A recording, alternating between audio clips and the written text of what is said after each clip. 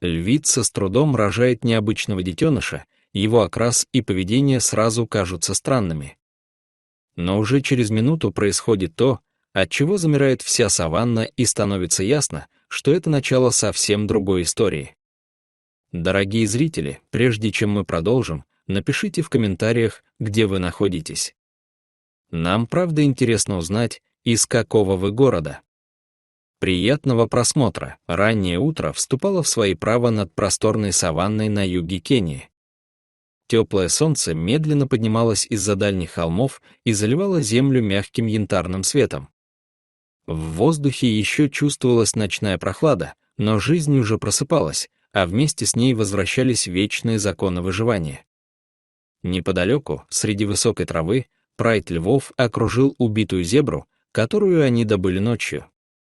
Глухое рычание, тяжелое дыхание и треск костей нарушали утреннюю тишину. В стороне, осторожно ступая и почти прижимаясь к земле, двигалась молодая львица по имени Аида. Ее тело было ослаблено долгими неделями без еды, шерсть потеряла блеск, ребра заметно выступали. К тому же она была беременна, и каждый шаг давался ей с трудом. Несмотря на страх, голод заставлял ее приближаться к добыче. Она пыталась выждать момент, чтобы незаметно откусить кусок. Но ее положение в прайде было низким, и другие самки не собирались уступать. Как только Аида приблизилась, одна из более сильных львиц резко рыкнула и оттеснила ее. Аиде достались лишь жалкие остатки, сухие жилы и куски кожи, которые падали в пыль. Засушливый сезон выдался тяжелым, добычи стало мало, и каждая кормежка превращалась в борьбу. Немного позже, собрав последние силы, Аида снова рискнула подойти. Но в этот момент к ней быстро подошла главная самка прайда по имени Лара. Ее движения были быстрыми и уверенными. Без предупреждения она вцепилась зубами в плечо Аиды. Боль оказалась такой сильной, что львица не удержалась на ногах и рухнула на землю. Лара держала ее несколько секунд, сжимая челюсти, а потом резко оттолкнула. Этого хватило, чтобы показать, Аида больше не имеет права быть рядом. Остальные львы просто наблюдали и не вмешивались. Для них это был привычный порядок. Раненая и обессиленная, Аида с трудом поднялась. Кровь медленно текла по ее лапы. Она развернулась и ушла, не оглядываясь. Каждый шаг давался тяжело, а растущий внутри детеныш отнимал последние силы. Последующие дни стали настоящим испытанием. Аида бродила по саванне одна. Она ловила мелких ящериц, насекомых, иногда ей удавалось поймать грызуна. Порой она находила остатки чужой добычи, но чаще оставалась голодной. Воду приходилось искать в редких лужах или слизывать утреннюю росу с камней. Ее тело слабело, но она продолжала идти.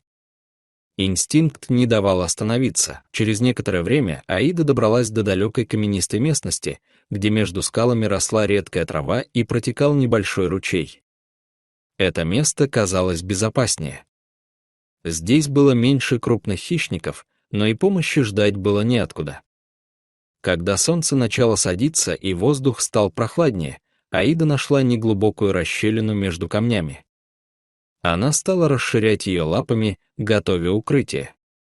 Вскоре начались роды. Боль накатывала волнами, тело дрожало, дыхание сбивалось. Сил почти не осталось. Прошло много времени, прежде чем на свет появился маленький львенок. Он был слабым, едва шевелился и тихо пищал. Аида осторожно подтянула его к себе и попыталась покормить, но молока почти не было. Она прижала детеныша к себе, согревая его своим телом. Ночь прошла тяжело. Аида почти не спала. Она постоянно проверяла, дышит ли малыш, и вздрагивала от каждого шороха. К утру ее рана сильно распухла. Боль усилилась, двигаться стало почти невозможно. Но она не отходила от детеныша. Силы быстро уходили. В какой-то момент ее взгляд стал мутным, и она почти перестала реагировать на то, что происходило вокруг. И именно тогда в тишине появился новый звук. Вдалеке послышался шум мотора. Это был внедорожник, который ехал по краю заповедной территории. За рулем сидел рейнджер по имени Крис. Он проводил обычный обход и заметил какое-то странное движение среди камней. Подъехав ближе, он увидел ослабевшую львицу и маленького львенка. Крис остановился и некоторое время наблюдал. Он понимал, что любое резкое движение может напугать зверя. Но вскоре стало ясно, что львица слишком слаба, чтобы нападать. Он медленно вышел из машины и начал осторожно приближаться. Львенок смотрел на него широко открытыми глазами и не боялся. Крис действовал аккуратно. Он достал аптечку, сделал львице обезболивающий укол и связался с ветеринарной службой. Вскоре приехала команда специалистов. Они осторожно уложили Аиду на носилки. Львенка забрали вместе с ней.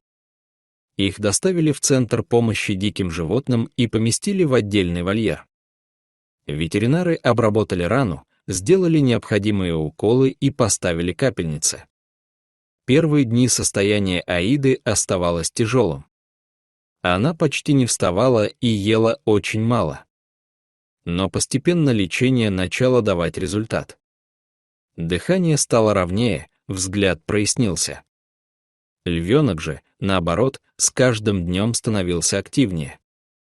Он начал увереннее двигаться, громче пищать и тянуться к матери. Проходили недели.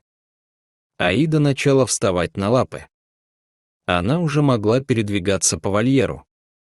Когда появлялись люди, она настораживалась и вставала между ними и детенышем. Это значило, что ее силы возвращаются. Львенок быстро рос. Его шерсть становилась густой, движения — уверенными. Для них подготовили более просторную территорию с камнями, травой и укрытиями. Аида начала учить детеныша. Она показывала, как подкрадываться, как реагировать на движение, как играть и бороться. Со временем их перевели в полудикий сектор, где условия были ближе к естественным. Сначала охота давалась тяжело. Добыча ускользала, попытки проваливались. Но постепенно навыки росли. Аида становилась сильнее. Ее движения снова обрели прежнюю уверенность. Ее сын рос и учился быстро. Через несколько месяцев они уже могли добывать пищу сами. Настал день, когда специалисты решили выпустить их на волю. Ранним утром их отвезли в отдаленную часть саванны. Дверь транспортного вольера открылась. Аида вышла первой, внимательно оглядываясь. За ней вышел подросший львенок. Они ненадолго замерли, а потом медленно ушли в высокую траву.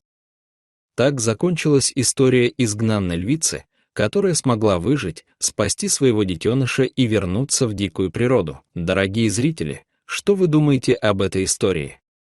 Расскажите, пожалуйста, в комментариях.